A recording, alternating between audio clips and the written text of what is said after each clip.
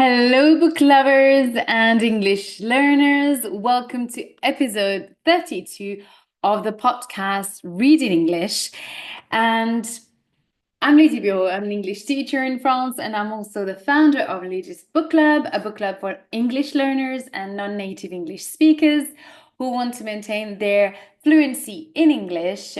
In this book club, I offer live readings and discussion workshops based on adaptations of classics of literature and contemporary novels in their original text. The book club is mainly focuses on female writers' work. So every 2 months we read and explore a different book from level B2 upper intermediate up to C1 and original text. So you need to have intermediate level in English, at the minimum, to be able to enjoy the reading, to enjoy the books and also the conversation. So it's not really for beginners. So our last book pick was It Starts With Us by Colleen Hoover, a modern dark romance published in 2022, so very contemporary novel. So for May and June 2025, our book pick for our May and June book pick, we've decided to go back in time and explore one of the most fascinating novels of the 19th century. And of course, I'm talking about Middlemarch by George Eliot. I have this edition, the Penguin close bound, beautiful edition, or you have this paperback edition from Penguin as well. And we're not going to read the original text, but we are, over the next 2 months, we're going to read this B2 upper intermediate adaptation by Macmillan Readers. They have a graded reader collection, and so this is the text inside, or sorry. So this is the text. You have here some illustrations, not many, but here, for example, you've got this one. So we are going to read this adaptation, and to give you a bit more information about Middlemarch, if you're not familiar with this novel, it is regarded as one of the greatest literary works of the English literature canon. Yeah, just that.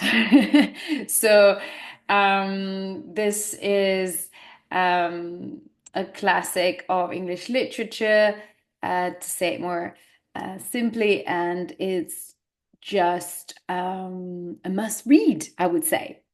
So the novel was first published in 8 parts between 1871 and 1872. I'll talk more about the publication later on. Sorry, I'm just checking the light. It's a little bit dark. I can see.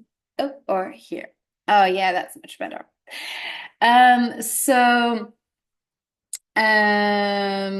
the book was published in 8 different parts, and this book series became very successful at the time of its publishing, and it figures as the most ambitious work of George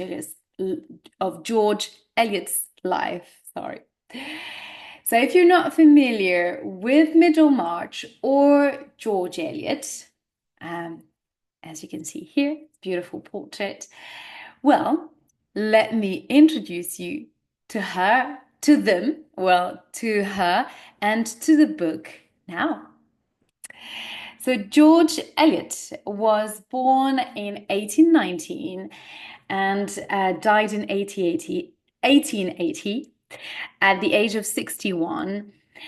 George Eliot was not her real name. It was her pen name that she chose so that her writings could be taken seriously at the time, because uh, there weren't many women writers. So she decided to call herself George Eliot, and I will explain later on the meaning behind this name. I thought there were more meaning, but actually it's not that um, very sophisticated. You will see. So she was born, so her real name was Mary Ann Evans, or later she will be called Marian. She was the third child of three children from her father's second wife. In total, he had five children. She was the last child of her father. Elliot was born on a farm. Well, Mary Ann, still at the time. She was born on a farm in the Midlands, where her father looked after an estate owned by a rich landowner. She was a precocious child. She was very intelligent, so she was sent to her first boarding school at the age of 5 years old. Can you imagine? It's very young. Where she developed her talent for writing poetry and fiction. So already at that time, she loved writing. So in these different boarding schools she attended, she became very religious, like her character, Dorothea, in Middlemarch. She dressed plainly and aspired to do good in the world. Her mother died when she was 19, and so she returned to help her father while continuing her education at home. In 1841, she moved to Coventry, a small town in the Midlands as well. So she moved there with her father, and there she met a very smart couple called Charles and Cara Bay, by which she met other free thinkers and writers of the time. And she started to turn away from the traditional Christian or orthodoxy. And in 1849, after her father died, she decided to move to London to become a freelance writer. And in London, she met John Chapman, the publisher of a prestigious literary journal, the Westminster Review, and he asked her to become his sub-editor. So she would edit the paper basically. And she worked for him for 2 years. This is not him on the picture. I'll come to him later on. Is more important than John Chapman, although he is an important man in George Eliot's life. So she worked with him for 2 years, and his radical journal became very popular. And in 1851, she met George Henry Lewes. So this young man here on that you can see in the picture. He was a journalist, critic, and philosopher who encouraged her to write fiction and provided her with moral support as well in this very masculine literary world. They both fell immediately in love, but Lewis was married, and so he could not divorce his wife. So they decided to live together and agreed that they will stay faithful to one another. So in 1854, he became her common law husband, which means that they both agreed. Um, it was more like a um, agreement between two people. Then there wasn't any legal um, uh, act of so their agreement wasn't legal, I would say. So they basically weren't married in front of the law because he was already married and he could not ask for divorce because he had to prove that his wife was had been unfaithful and I don't know all the details, but he couldn't divorce his wife. So they started living together and acted as a married couple, although they weren't legally married. So this way of living was very shocking at the time, as you can imagine. And to the point that their friends even stopped seeing them. And that's something that we could consider still quite shocking at the now, still to this day, living with someone who is already married is not necessarily well viewed.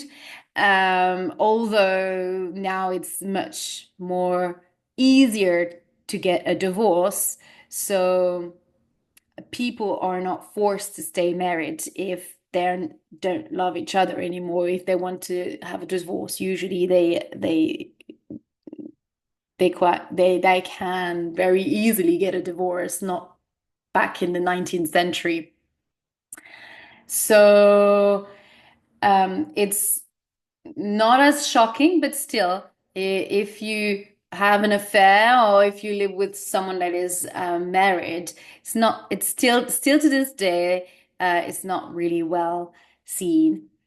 But most of their well-known writers' friends, they remained there. So most of well-known writers at the time, they had a lot of friends who were writers. They remained their friends, and the couple stayed together until Lewis died. So it was around 1878. So they stayed together for 25 years. So it's quite a long time, I could say. So George Eliot started publishing at the age of 38 and decided to call herself George Eliot. Sorry, I will stay here. And she decided to call herself George Eliot in reference to the first name of her partner or common law husband, George Henry Lewis, and Eliot because it was easy to pronounce. That's the reason she gave in one of her journals or letters that we can find. She said that it was an easy name. So she began with short stories and essays. She wanted to write about real people. Remember, she has a journalism background and she's very much interested in politics and in the news. So, and probably, and remember, she comes from Coventry, the countryside. So she, I guess, got very influenced by this background surrounded by people who who don't come from high society, and even herself, her father was didn't have she didn't come she came from sort of a middle class um, second rank in society. So she wanted to talk about real people. So in 1858, she published her first novel, Adam Bede. I'm not sure about the pronunciation. And it was an immediate success. Over 15 years of writing, she published 7 novels and several essays, short stories, and poetry. And among her novels, some became true classics of English literature, such as The Mill on the Floss, published in 1860, Silas Manners in 1861, so just a year after, and Middlemarch in 1871 and 72. And oh, I forgot, Daniel Deronda in 1876. However, Middlemarch is widely considered as her masterpiece. Although everyone knew who George Eliot was and that she was a woman, she kept writing under her pen name until the end of her life. And her husband, Lewis, her common law husband, Lewis, died in 1878.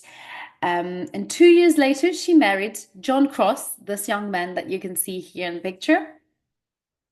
He was 20 years older than her.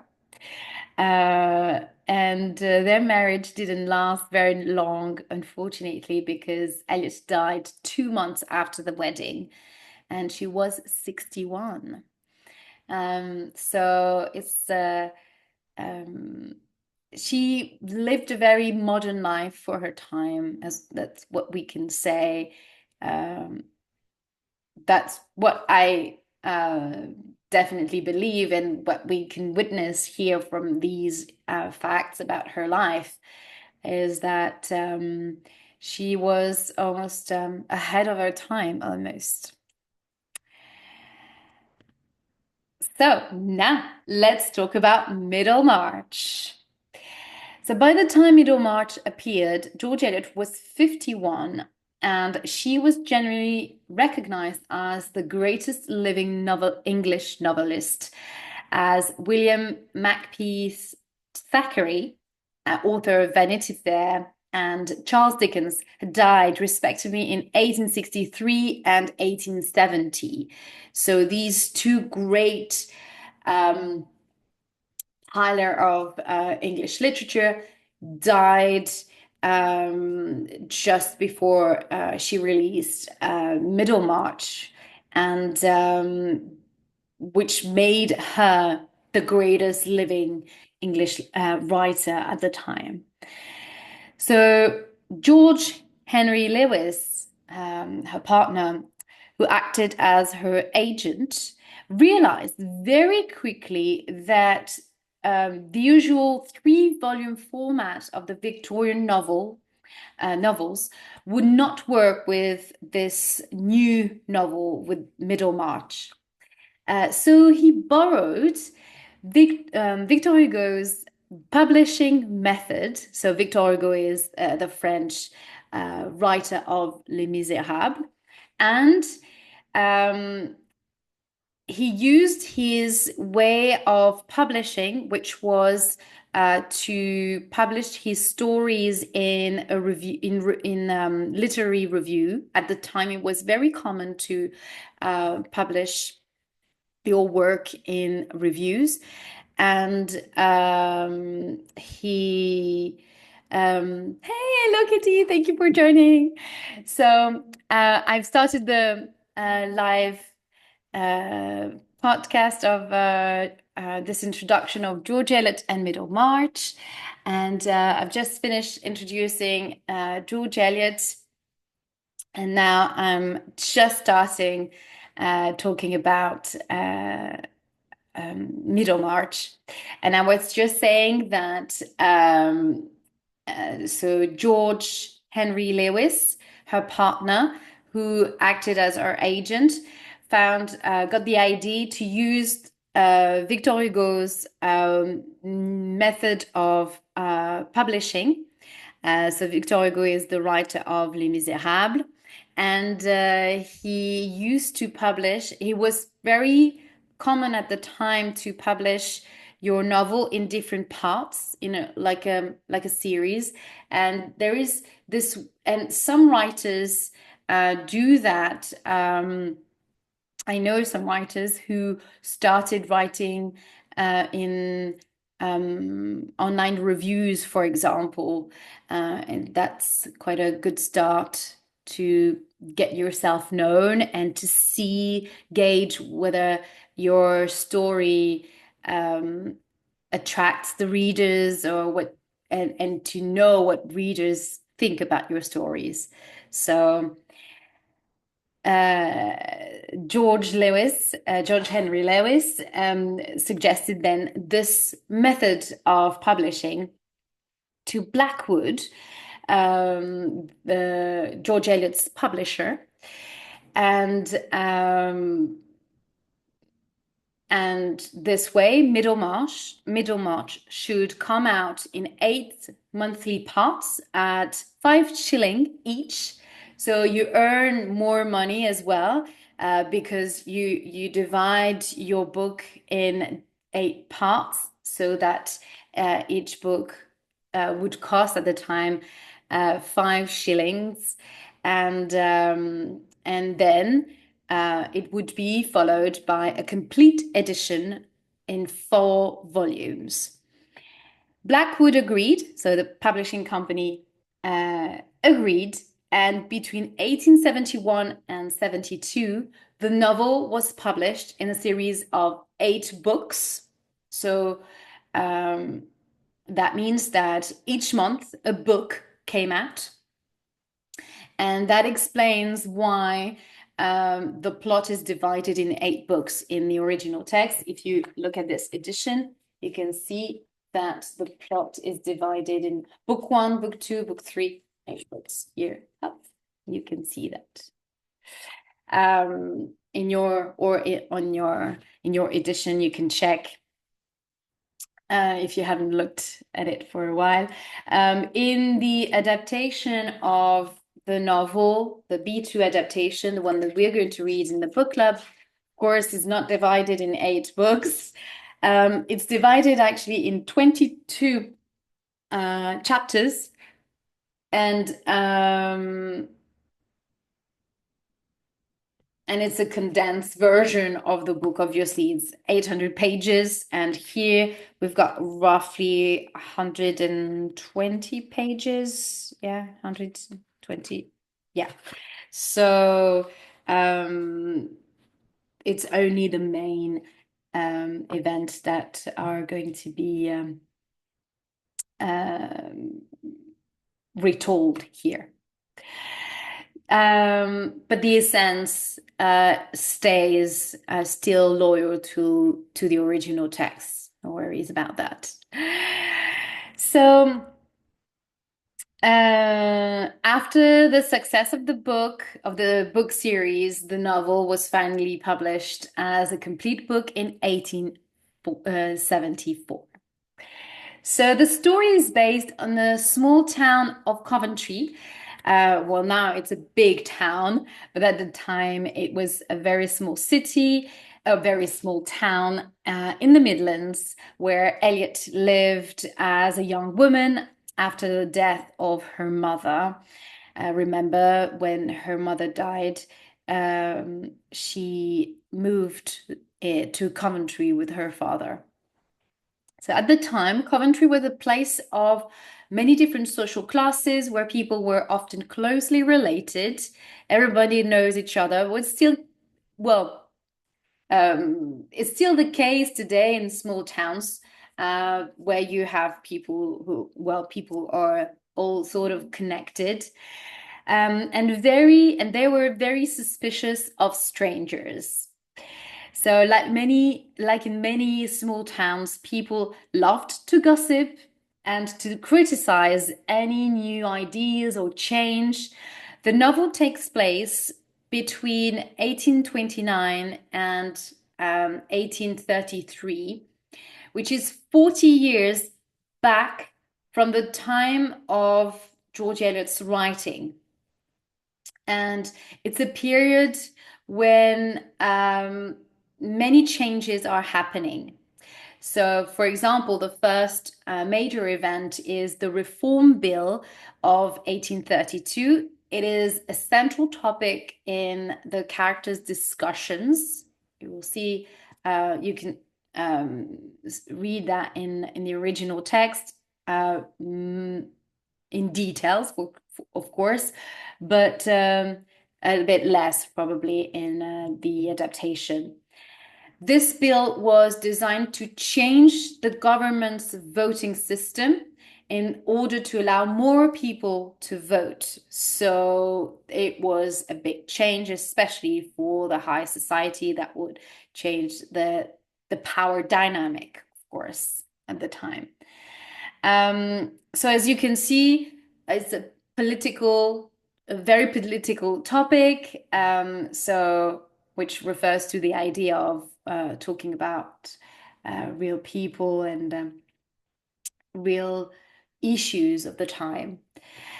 Second major event is the railways. So travel was made easier by the arrival of the railways and the change of the landscape as well. In the novel, at some point, you have villagers discussing or being worried about the arrival of the railway and the fact that it would, especially landowners, they didn't really like the arrival of the railway because that meant that it would cross their land where they had their cows and their animals living on the land, and that would separate the land and of course would impact the well-being of their animals and the crops and everything.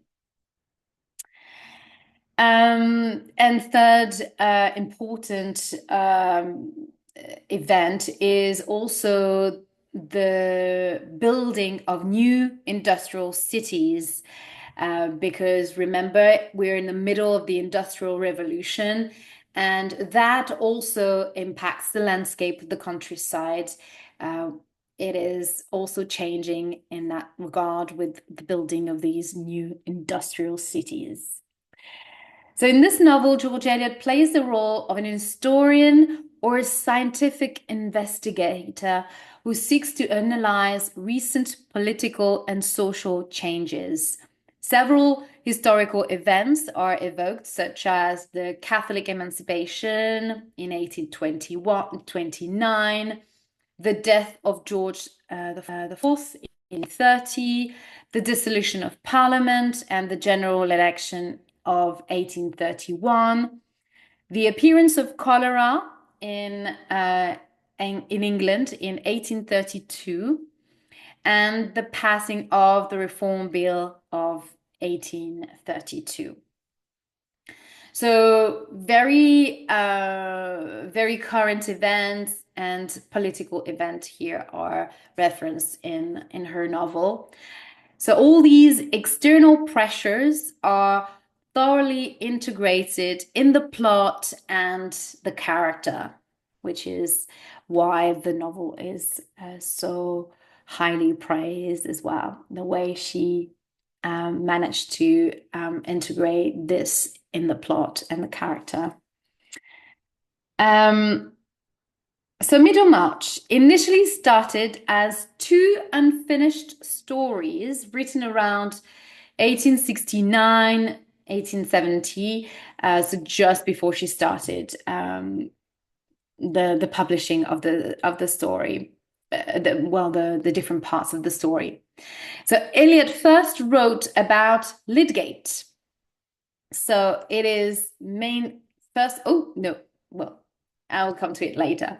So first she talks about, she wrote about Lydgate, a young and gifted doctor in the country town. But then she started very quickly, she put that story aside and she started very extensive historical research on the medical profession and scientific discoveries. So we can really read this and witness that in the novel, in the original text, where you have massive paragraphs um, talking about the chaplaincy or the state of the way the medical system work, or the hierarchy in the medicine field. And also we have, for example, other characters who are very interested in science, and she described very thoroughly how the passion that this character has around biology and science. So you have pages and pages around these topics, which personally I find less interesting, but that really show how knowledgeable she was. She knew so much about so many topics. It is so impressive. That's just something that we have to acknowledge, really. And it has been acknowledged, of course. So towards the end of 1870, she stopped writing Lydgate's story and began Miss Brooke, which is actually the title of the first book, a work about a religious young woman. But then Eliot decided to put the two story together and to put the two story together and giving both characters equal importance. So many themes are approached in the novel: knowledge, morality, quest for transcendence. But the most important topic of the novel is marriage and what men and women expect from it. So our first character, Dorothea.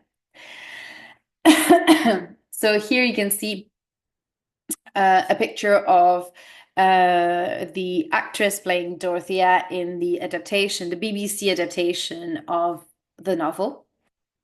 So Dorothea is a very rich and beautiful woman. She lives with her uncle, Mr. Brooke, which I find as one of the funniest character in the novel, and her younger sister, Celia.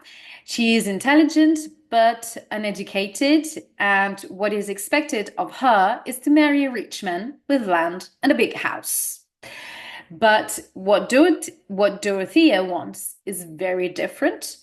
She wants to use her intelligence and have a real purpose in life. So she marries Edward Casaubon, a man 20 years older than her, because she admires his mind and believes that she will help him with his research for the book he's writing called The Keys to All Mythologies. Soon, she finds herself disappointed by her marriage because her husband cannot love her and doesn't believe she can play a role in his research work. So when Casaubon dies, she eventually, sorry, I'm spoiling a bit of spoiler here. So when Casaubon dies, she eventually finds love, real love, with Will Ladislaw, Casaubon's younger cousin. So still close family, but a much younger man, and also more aligned with her aspirations. Now, Dr. Lydgate. So you can see here. Oh, I'm sorry, the picture is not. Oh, well, yes, you can see a little bit of his face. Yeah, here. So Dr. Lydgate is what we call a newcomer. He's he just arrived in town in Middlemarch, and he wants to do good. He has a mission, and he is, as I mentioned earlier, is very gifted, is passionate by his profession, and he wants to improve the health system in Middlemarch and eventually in the rest of England. But he falls immediately in love with the town's beauty, Rosamond Vincy, which will prevent him from achieving his goals with her expensive taste in furniture and clothes.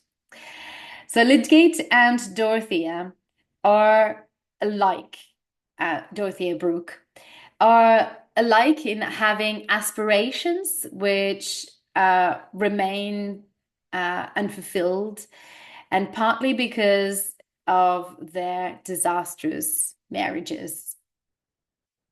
Well, in the case of Dorothea, she get to have a second chance with Will Ladislaw, which is not the case of Dr. Lydgate.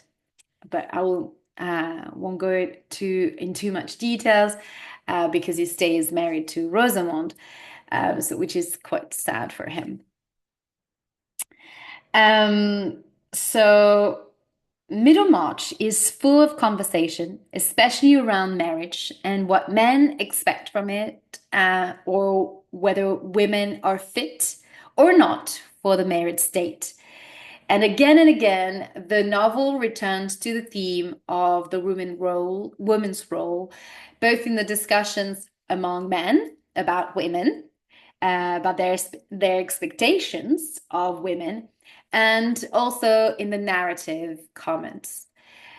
And as wives, Dorothea and Rosamond are restrained, similarly to Emma Bovary in Flaubert's novel, the French author Gustave Flaubert, Emma Bovary, if you know her, this novel, or Maggie Tulliver, who is the main character in another novel of George Eliot called The Mill on the Floss that I mentioned earlier. This is her second, it was published in 1860, so it's her second novel. And Rosamond and Dorothea's role are very similar to these other women in these other novels. So we can draw the parallel between them, between these female characters.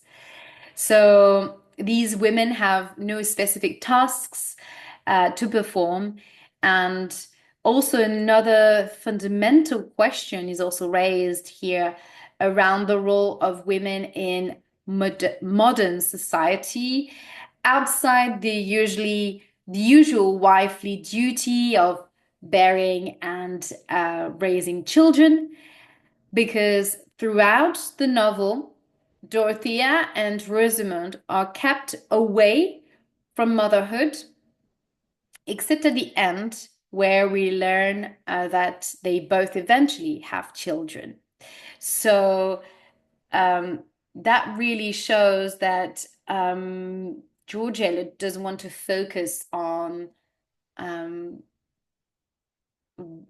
she doesn't want to give them the role of a wife, traditional wife, but she wants to explore. Instead, she wants to explore the depth of their role as a wife just in the setting of a couple. And the dynamic, the power dynamic in the couple between the man, the husband and the wife, which is very interesting in both couples. So in her novel, Eliot has a remarkable grasp of so much background material, as I mentioned earlier. She writes extensively about politics, medicine, philosophy, and land management as well. And in a recent study by the American researcher, in a recent study of Middlemarch by Liz Mains Aminzod, uh, not sure about the pronunciation. She's a researcher at the Harvard University. And in her article published in 2014, she actually characterized the narrator of Middlemarch as omnicompetent, in a sense that she knows all about, well, the narrator is knowledgeable in all different topics and very thorough. So it is indeed striking when we look at the number of professions that are covered in the novel and how she described them in accurate detail is very impressive. We can really witness that in the novel. So Middlemarch was both a commercial and critical success at the time of the publication. Although over the years some critics did not always praise the novel, nonetheless, George Eliot has been recognized as one of the greatest English novelists of the 19th century. And above all, Middlemarch is about change, the way individuals and groups adapt to it or resist change in their marriage, whether it's in their marriage, their professions, or their family life. She applied herself to create relatable characters in order to sympathize with them and remind ourselves of our humanity. So often George Eliot has been compared to Jane Austen for her command of social comedy, um, in particular with Mr. Brooke character or other secondary character, like the female characters who are gossiping, or just the fact that how the gossip goes around so quickly amongst the, for example, the members of the board of the town hall when they learn about the difficulties of Lydgate and Lydgate and the affairs between Lydgate and Bulstrode. It's very funny the way she narrates this way of gossiping, and how fast people gossip. And also to Balzac, she's been compared also to Balzac or Tolstoy for her penetrating way of exposing individual failure. And her analysis of the human psyche was highly admired by Henry James, Freud, or Virginia Woolf. In her essay of 1919, quite famous essay, celebrating the centenary of George Eliot's birth, the centenary of George Eliot's birth, she spoke of Middlemarch as one of the few English novels written for grown-up people. But I would like to mention also another. Sorry, I forgot to move on with my presentation. So another quote that I would like to mention also is from Richard Holt Hutton, a contemporary critic who already perceived the genius in George Eliot back in the 1872 when he wrote, Middlemarch bids more than fair to be one of the great books of the world, already at the time. So it was a good prediction already. So Eliot linked these two stories together to show us that marriage does not always lead to happiness and true understanding. She also shared how unkind and mean people can be towards other ways of thinking or living. This book is still popular to this day because people don't really change over the centuries. The same themes and issues that were important then are still very relevant now. We all have the same hopes and fears, and we all have to learn from our mistakes in order to make our lives truly happy. So I just want to add another um, information here if you want to read more, if you uh, want to have a better understanding of Middlemarch and George Eliot. There is, for example, this book called My Life in Middlemarch, which I was recommended when I started talking about the fact that we would read Middlemarch in my book club.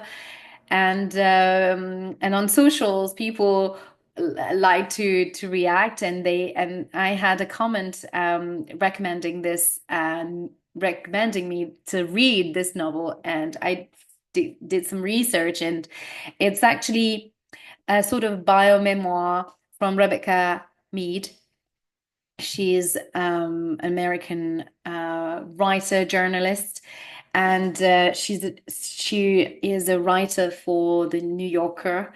And she, in this book, she talks about the influence of Middlemarch, of reading Middlemarch at the age of 17, and the impact it had on her life throughout her life, because she explains that apparently she reread the book every, or she rereads still maybe today, but she read several times or every 5 years or something like that.